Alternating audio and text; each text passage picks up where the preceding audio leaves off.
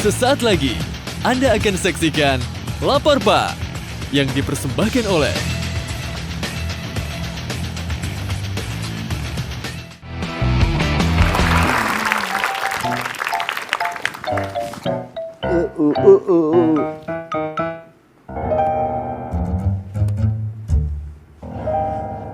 Helm gue mana ya?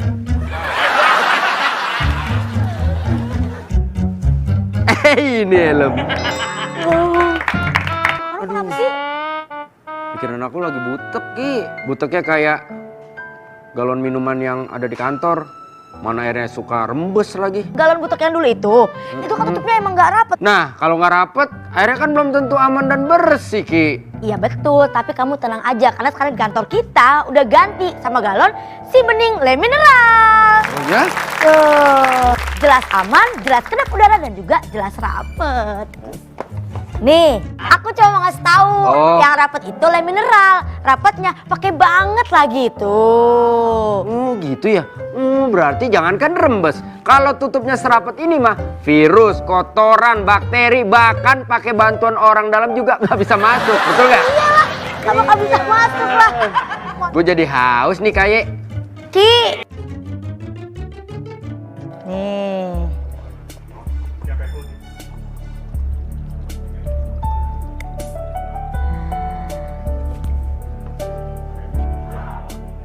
Aku juga mau minum. Gue pegang deh, ntar tumpah lagi. Alright.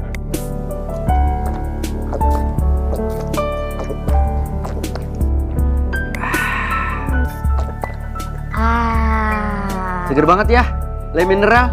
Jelas dong, pokoknya inget aja, pilih galon yang tutupnya rapat dan kedap udara. Ya galon le mineral.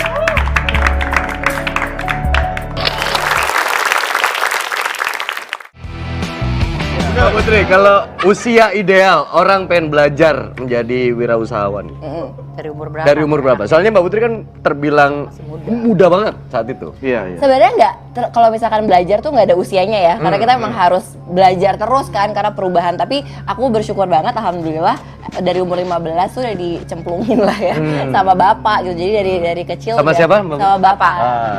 Ya iyalah, masa sama tetangga? Sama bapaknya. Bagus.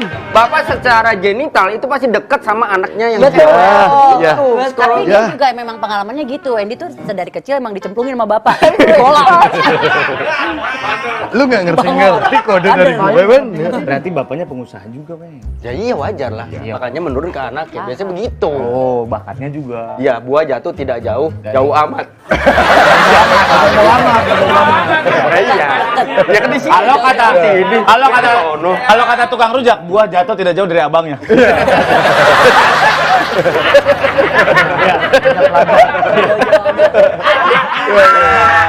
Jatuh lagi.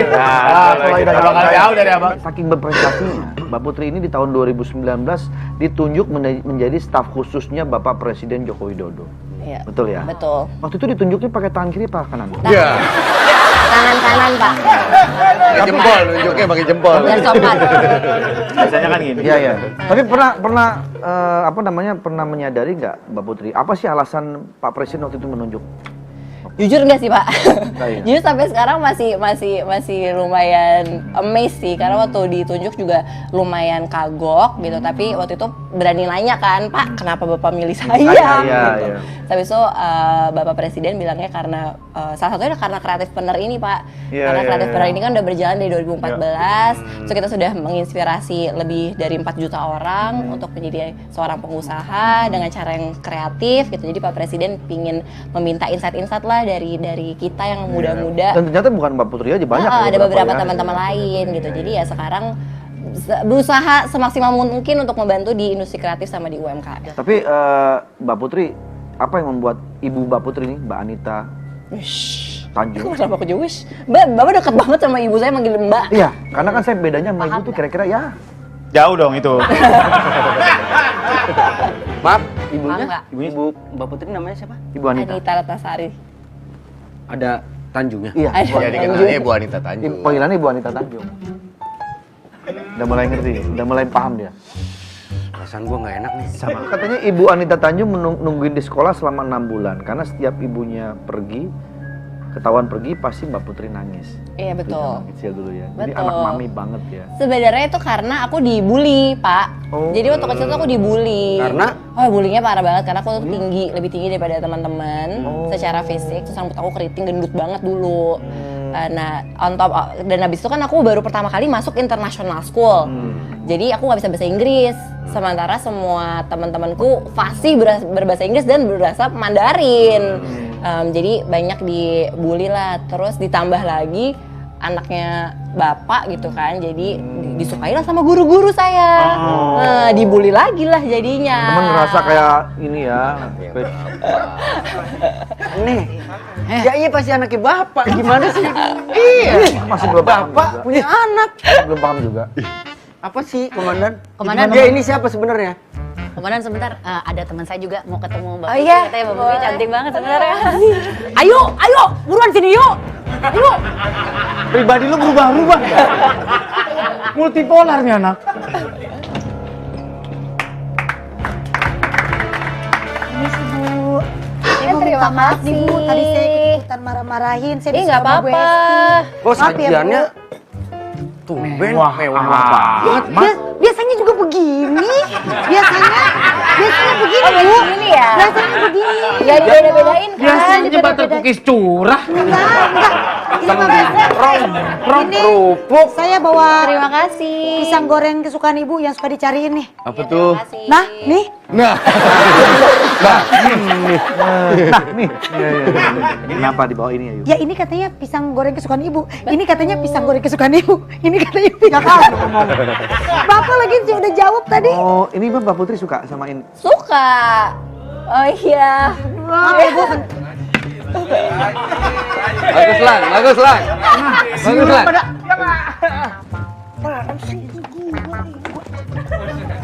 Tumben rebutan kerjaan. Tumben. Nggak, biar kantor suasananya lebih nyaman. Mbak Putri mungkin belum kenal yang itu Ayu Ting Ting, yang itu Edi Gomblo. Bilang gomblo. Di radio dong. Ayo.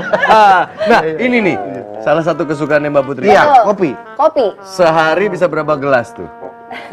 Lebih dari 4? Betul. Lebih dari 4. Bu, kalau ada acara ingat kita ya Bu.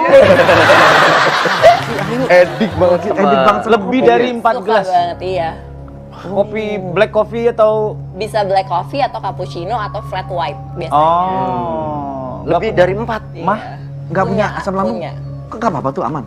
Ya minum obat. Iya, minum obat tuh tahu sih. Iya. Excuse-nya anak orang asam lambung gitu. Saya juga bisa 3 gelas sehari. Kalau emang Minum udah berasa obat. minum obat. Nah, maaf nih Mbak Putri. Kalau anak pemilik televisi suka nonton TV juga. Nah, itu clue terakhir. Kalau lu nggak ngerti juga kebangetan. Nah, siapa? Tahu dong udah mulai. Ini yang punya TV. Mbak, bapaknya punya CCTV ya? TV. Bapaknya. Bapaknya yang punya TV. Stasiun Bapak TV. gua juga punya TV.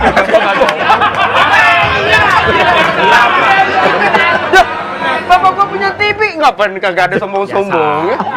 Iya banget, Weng. Bukan punya TV, tapi stasiun. Oh, dekat Gambir. Stasiun TV. Lu ngerti gak sih? Ya ya. Nih, lu kalau keluar belok kiri, naik, flavor, Ya. turun, belakang kanan. Tuh gede banget tuh. Apaan? Bebek. Sebelahnya. Sebelahnya. Ayo, pertanyaan bagus tuh. Tadi belum dijawab tuh. Iya. Sebagai pemilik TV nonton TV nggak? TV juga nggak? Nonton. Oke, Lapor Pak jam lapor berapa? Pak jam berapa tayangannya? 9.30 sampai 10.45 hari Senin sampai Jumat. Kakak saya mah pasti tahu lah kakak. Kakak saya. Tiba-tiba kakak lo. Aku belum ngasih tahu emang. Kiki Saputri Tanjung. Beda. Ini Putri Tanjung, lu Putri Tanggung. Gini kagak, gini kagak. Tanggungnya orang nih. Tanggung banget ya orang. Kalau ada putri-putri. Jadi kakak saya itu dia suka banget bukan buah ini. Apa tuh? Buah yang suka nunda-nunda. Apa tuh? Apa tuh? Buah Lontar aja dah. Oh, lontar aja. Lontar. Lontar aja. Oh, Lontar. Aku suka banget buah lontar. Aku pernah makan. Ini boba jarang loh ini. Aduh, enak banget. Karena kan bapak suka ngasih buah lontar. Ya waktu itu masih banyak tuh yang bapak dipakai gerobak kan. Iya, iya, iya. Lontar. Tapi sekarang semakin susah. Betul, betul. Ini biasanya bulan Ramadan keluar nih. Betul. Ngapain Pak keluar dia? Enggak, tukang-tukangnya pada dagang. Pas musimnya. Sahur on the road. Kan saya nanya gitu. Tukang lontar sahur on the road. Dan ini Pak, Ya. meskipun dibilang anak orang kaya, anak tajir, tapi beliau ini punya celana dari tahun 2014. Berarti sampai sekarang berarti berapa tahun? 9 tahun. 9 tahun. Gak pernah diganti, selalu dipakai. Bahkan ke acara-acara penting. Serius? Kenapa bisa begitu? Ini pasti timku nih, nyebelin banget. Ya memang kami Kenapa sudah. sih? Iya. Jadi malam-malam tuh sekitar jam 11 saya masuk ke kamar Mbak Putri. Hasil riset, Bro. Apa? Hasil riset, Komandan. Ambil celana itu. Bisa kita diambilin dong sama bapak yang Ya masuk. tahu lagi jam 11. Apa? Jadi sebenarnya ada satu celana, bukan jeans sih sebenarnya, warna hitam, mirip kayak gini. Terus habis itu dari tahun 2014 ada stitch putihnya gitu. Karena nyaman banget, jadi dari 2014 sampai sekarang tuh masih dipakai. Sampai timku tuh komplain karena kalau misalkan kalian nonton salah satu podcastku ngobrol sore semaunya, itu celananya nggak pernah ganti. Jadi itu terus. Kreatifpreneur juga pas jadi pembicara itu terus, kerja hari-hari itu terus. Karena gitu. paling PW itu celana. Iya bener, gitu. Enggak jujur. Dari tadi ngomong bapak. Siapa bapaknya dia? Jadi bapaknya Mbak Putri ini adalah Pak Khairul Tanjung. Pak Cete. Pak Cete. Cetekop. Cetekop. Takut, sekarang takut kan? Baru takut kan sekarang? Mbak Putri, maaf saya nggak tahu kalau Mbak anaknya Pak Cete. Titip salam ke Bapak Value ya. City Value. Pak Cete Value. Itu beda itu juga lo. City value. Ya maaf kita nggak tahu. Pak Cete, Cete Scan. City scan. Pak Cete Corp, Khairul Tanjung. Udah, masa nggak ngerti-ngerti sih? Kenapa? Tuh. Udah sembuh.